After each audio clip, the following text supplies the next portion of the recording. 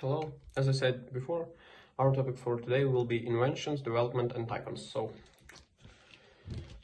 the rapid economic development following the Civil War laid the groundwork for the modern US industrial economy. An explosion of new discoveries and inventions took place, causing such profound changes that some termed the result a second industrial revolution. Oil was discovered in the western Pennsylvania. The typewriter was developed, refrigeration railroad cars came into use, the telephone, photograph, and electric light were invented, and by the dawn of the 20th century, cars were replacing carriages and people were flying in airplanes. Parallel to these achievements, there was the development of the nation's industrial infrastructure. Coal was found in abundance in Appalachian Mountains from Pennsylvania to Kentucky. Large iron mines opened in the Lake Superior region of the upper Midwest.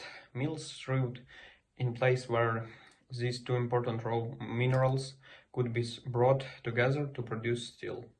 Large copper and silver mines opened, followed by lead mines and cement factories.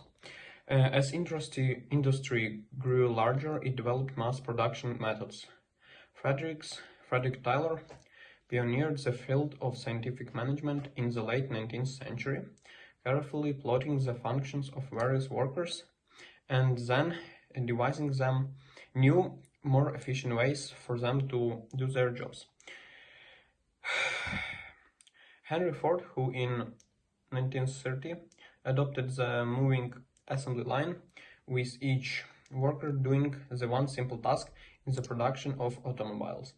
It was turned out to be a far-sighted action. Ford offered a very generous wage, $5 a day, to his workers, enabling many of them to buy the automobiles they made, helping the industry to expand. The Gilded Age of the second half of the 19th century was the Epoch of Tycoons. Many Americans came to idealize these businessmen who amassed vast financial empires. Often their success lay in seeing the long-range potential for a new service or product, as John D. Rockefeller did with oil. They were fierce competitors, single-minded in their pursuit of financial success and power.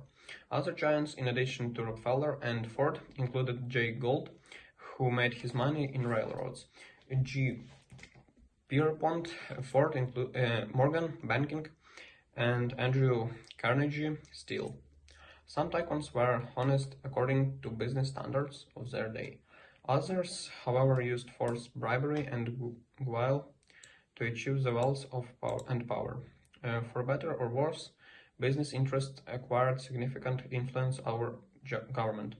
Morgan, perhaps the most flamboyant of the entrepreneurs, operated a grand scale in both his private and business life. He and his companions gambled, sailed yachts, gave lavish parties, built palatial homes, and bought European and art treasures. In contrast, men such as Rockefeller and Ford exhibited puritanical qualities. They retained small-town values and lifestyles. As churchgoers, they felt a sense of responsibility to others. They believed that personal virtues could bring success. There was the gospel of work and thrift. Later, their heirs would establish the largest philanthropic foundations in America. While upper-class European intellectuals generally looked on commerce with disdain, most Americans living in a society with a more fluid class structure enthusiastically embraced the idea of money-making. They enjoyed the risk and excitement of business enterprise, as well as the higher living standards and potential rewards of power and acclaim that business success brought. As the American economy matured in the 20th century, however, the free-wheeling business mogul lost luster and as American ideal. The crucial change came with the emergence of the corporation, which appeared first in the railroad industry and then elsewhere. Business barons were replaced by technocrats, high-salaried managers who became the heads of corporations. The rise of corporations triggered in turn the rise of an organized labor movement that served an countervailing force to the power and influence of business. The technological revolution of the 1980s and 1990s brought a new entrepreneurial culture that ensures of the age of tycoons. Bill Gates, the head of Microsoft, built an immense fortune developing and selling computer software. Gates carved out an empire so profitable that by the late 1990s, his company was taken into court and accused of intimidating rivals and creating a monopoly by the US Justice Department's Antitrust Division. But Gates also established a charitable foundation that quickly became the largest of its kind. Most American business leaders of today do not lead the high-profile life of Gates. They direct the fate of corporations, but they also serve on boards for charities and schools. They are concerned about the state of the nation's economy and Americans' relationship with other nations. And they are likely to fly to Washington to confer with government officials. While they undoubtedly influence the government, they do not control it, as some tycoons in the Gilded Age believed they did. Government and involvement. In the early years of American history, most political leaders were reluctant to involve the federal government too heavily in the private sector, except in the area of transportation. In general, they accepted the concept of laissez-faire, a doctrine opposing government interference in the economy except to maintain law and order. The attitude started to change during the latter part of the 19th century, when small business, farm and labor movements began asking the government to intercede on their behalf. By the turn of the century, a middle class had evolved that was leery of both the business elite and the somewhat radical political movements of farmers and laborers in the Midwest and West. Known as progressives, these people favored government regulation of business practices to ensure competition and free enterprise. They also fought corruption in public sector.